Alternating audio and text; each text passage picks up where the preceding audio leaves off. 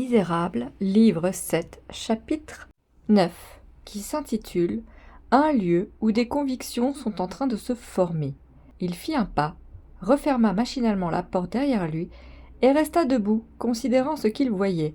C'était une assez vaste enceinte à peine éclairée, tantôt pleine de rumeurs, tantôt pleine de silence, où tout l'appareil d'un procès criminel se développait avec sa gravité mesquine et lugubre au milieu de la foule.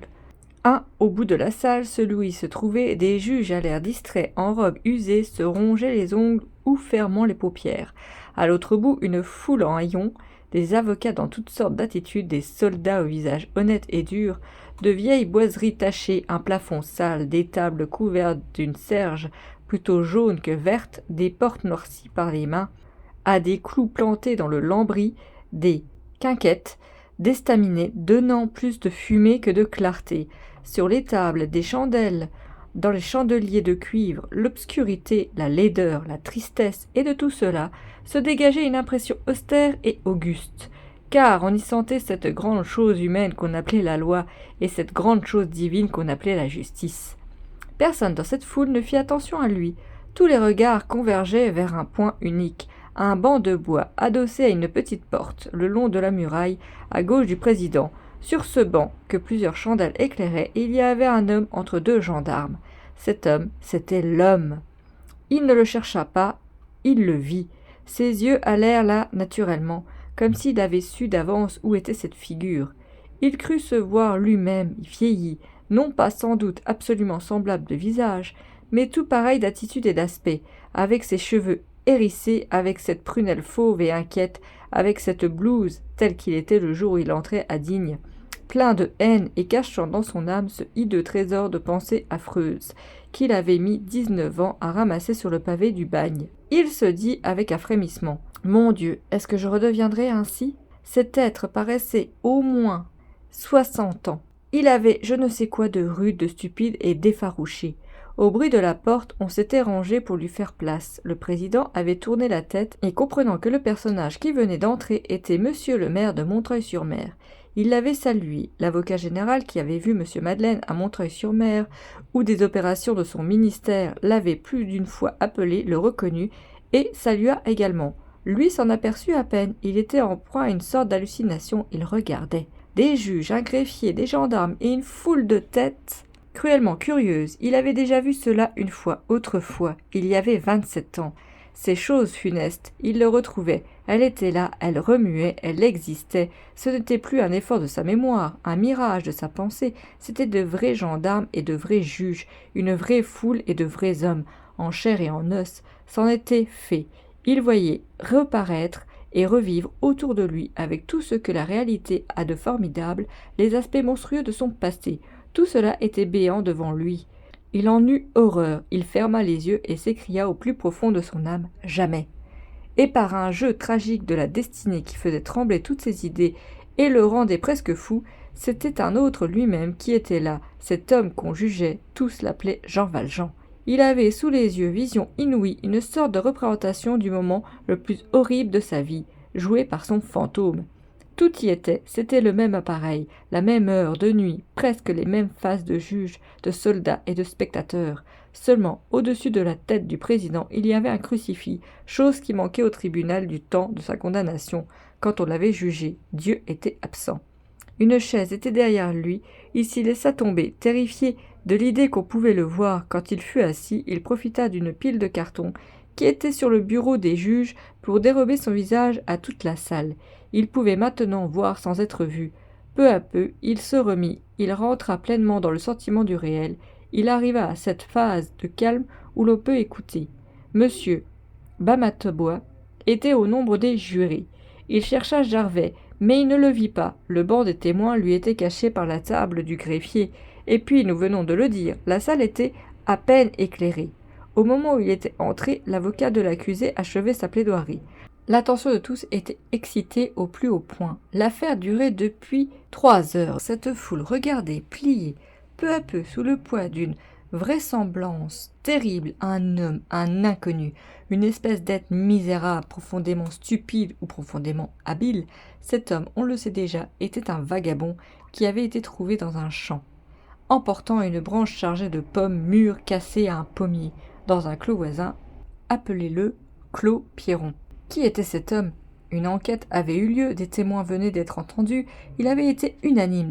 Des lumières avaient jailli de tout le débat. L'accusation disait « Nous ne tenons pas seulement un voleur de fruits, un maraudeur, nous tenons là, dans notre main, un bandit, un relapse en rupture de ban, un ancien forçat, un scélérat, des plus dangereux, un malfaiteur appelé Jean Valjean, que la justice recherche depuis longtemps, et qui, il y a 8 ans, en sortant du bagne de Toulon, a commis un vol de grand chemin à main armée sur la personne d'un enfant savoyard appelé Petit Gervais. Crime prévu par l'article 383 du Code pénal, pour lequel nous nous réservons de le poursuivre ultérieurement quand l'identité sera judiciairement acquise. Il vient de commettre un nouveau vol. C'est un cas de récidive. Condamnez-le pour le fait nouveau. Il sera jugé plus tard pour le fait ancien. Devant cette accusation, devant l'unanimité des témoins, l'accusé paraissait surtout étonné. Il faisait des gestes et des signes qui voulaient dire non, ou bien il considérait le plafond. Il parlait avec peine, répondait avec embarras, mais de la tête aux pieds, toute sa personne niait. Il était comme un idiot, en présence de toutes ces intelligences rangées en bataille autour de lui, et comme un étranger au milieu de cette société qui le saisissait. Cependant, il y allait pour lui de l'avenir le plus menaçant. La vraisemblance croissait à chaque minute, et toute cette foule regardait avec plus d'anxiété que lui-même cette sentence pleine de calamités qui penchait sur lui de plus en plus. Une éventualité laissait même entrevoir, outre le bagne, la peine de mort possible, si l'identité était reconnue et si l'affaire Petit Gervais se terminait plus tard par une condamnation. Qu'est-ce que cet homme? De quelle nature était son apathie? Était-ce imbécilité ou ruse? Comprenait-il trop ou ne comprenait-il pas du tout?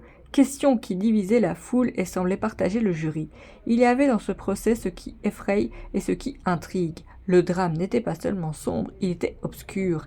Le défenseur avait assez bien plaidé dans cette langue de province qui a longtemps constitué l'éloquence du barreau et dont usaient jadis tous les avocats, aussi bien à Paris qu'à Romorantin ou à Montbrison, et qui aujourd'hui était devenu classique, n'est plus guère parlé que par les orateurs officiels du parquet, auxquels elle convient par sa sonorité grave et son allure majestueuse. Langue où un mari s'appelle un époux, une femme une épouse, Paris le centre des arts et de la civilisation, le roi le monarque, monseigneur l'évêque un saint pontife, l'avocat général, l'éloque interprète de la vindicte, la plaidoirie, les accents qu'on vient d'entendre, le siècle de Louis XIV, le grand siècle, un théâtre, le temple de Melpomène, la famille régnante, l'auguste sang de nos rois, à concert une solennité musicale, monsieur le général commandant, le département, l'illustre guerrier qui, etc.,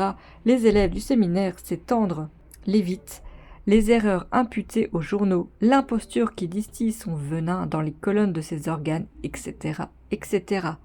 L'avocat donc avait commencé par s'expliquer sur le vol des pommes. Chose malaisée, en beau style, mais bénigne, Bossuet lui-même a été obligé de faire allusion à une poule en pleine oraison funèbre, et il s'en est tiré avec pompe. L'avocat avait établi que le vol de pommes n'était pas matériellement prouvé. Son client, quant à sa qualité de défenseur, il persistait à appeler Champmathieu, n'avait été vu de personne escaladant le mur ou cassant la branche. On l'avait arrêté nanti de cette branche, que l'avocat appelait plus volontairement rameau. Mais il disait l'avoir trouvé à terre et ramassé. Où était la preuve du contraire? Sans doute cette branche avait été cassée et dérobée après escalade, puis jetée là par le maraudeur, alarmé. Sans doute il y avait un voleur. Mais qu'est-ce qui prouvait que ce voleur était Champmathieu? Une seule chose, sa qualité d'ancien forçat. L'avocat ne niait pas que cette qualité ne parure malheureusement bien constatée. L'accusé avait résidé à Faverolles, l'accusé y avait été émondeur. Le nom de Champmathieu pouvait bien avoir pour origine Jean Mathieu. Tout cela était vrai. Enfin, 4 témoins reconnaissaient sans hésiter et positivement Champmathieu pour être le galérien Jean Valjean. À ces indications et à ces témoignages, l'avocat ne pouvait opposer que la dénégation de son client, dénégation intéressée. Mais en supposant qu'il fût le forçat, Jean Valjean, cela pouvait-il qu'il fût le voleur des pommes? C'était une présomption, tout au plus. Non, une preuve. L'accusé, cela était vrai, et le défenseur, dans sa bonne foi, devait en convenir avoir adopté un mauvais système de défense. Il s'obstinait à nier tout, le vol et sa qualité de forçat. Un aveu sur ce dernier point eût mieux valu à coup sûr. Il lui eût concilié l'indulgence de ses juges. L'avocat le lui avait conseillé, mais l'accusé s'y était refusé obstinément, croyant sans doute sauver tout en n'avouant rien. C'était un tort, mais ne fallait-il pas considérer la brièveté de cette intelligence? Cet homme était visiblement stupide. Un long malheur au bagne, une longue misère hors du bagne, l'avait abruti, etc., etc. Il se défendait mal. Était-ce une raison pour le condamner? Quant à l'affaire Petit-Gervais, l'avocat n'avait pas à la discuter. Elle n'était point dans la cause. L'avocat concluait en suppliant le jury et la cour, si l'identité de Jean Valjean leur paraissait évidente, de lui appliquer les peines de police qui s'adressent aux condamnés en rupture de bagne, et non le châtiment épouvantable qui frappe le forçat récidiviste. L'avocat général répliqua au défenseur. Il fut violent et fleuri comme sont habituellement les avocats généraux. Il félicita le défenseur de sa loyauté et profita habilement de cette loyauté. Il atteignit l'accusé par toutes les concessions que l'avocat avait faites. L'avocat semblait accorder que l'accusé, Jean Valjean, il en est pris acte, cet homme était donc Jean Valjean, ceci était acquis à l'accusation et ne pouvait plus se contester. Ici, par une habile antonomase, remontant aux sources et aux causes de la criminalité, l'avocat général tonna contre l'immortalité de l'école romantique, alors à son aurore, sous le nom d'école satanique, qui lui avait décerné les critiques de l'Oriflamme et de la Quotidienne. Il attribua, non sans vraisemblance, à l'influence de cette littérature perverse le délit de Champmathieu, ou pour mieux dire de Jean Valjean. Ces considérations épuisées, il passa à Jean Valjean lui-même. Qu'était-ce que Jean Valjean? Description de Jean Valjean, un monstre vomi, etc. Le modèle de ces sortes de descriptions est dans le récit de Théramène, lequel n'est pas utile à la tragédie, mais rend tous les jours de grands services à l'éloquence judiciaire. L'auditoire et les jurés frémirent. La description achevée, l'avocat général reprit dans un mouvement oratoire fait pour exciter au plus haut point le lendemain matin l'enthousiasme du journal de la préfecture. Et c'est un pareil homme, etc., etc., etc., vagabond, mendiant, sans moyen d'existence, etc., etc., accoutumé par sa vie passée aux actions coupables et peu corrigé par son séjour au bagne, comme le prouve le crime commis sur Petit-Gervais, etc., etc. C'est un homme pareil qui, trouvé sur la voie publique en flagrant délit de vol à quelques pas d'un mur escaladé, tenant encore à la main l'objet volé, nie le flagrant délit. Le vol, l'escalade, nie tout, ni jusqu'à son nom, ni jusqu'à son identité. Outre, sans autre preuve sur lequel nous ne revenons pas, 4 témoins le reconnaissent. Gervais, l'intègre inspecteur de police Gervais, et 3 de ses anciens compagnons, d'ignominie, les Forçats Brevet, Chenildieu et Cochepaille. Qu'oppose-t-il à cette unanimité foudroyante? Il nie. Quel endurcissement! Vous ferez justice, messieurs les jurés, etc., etc.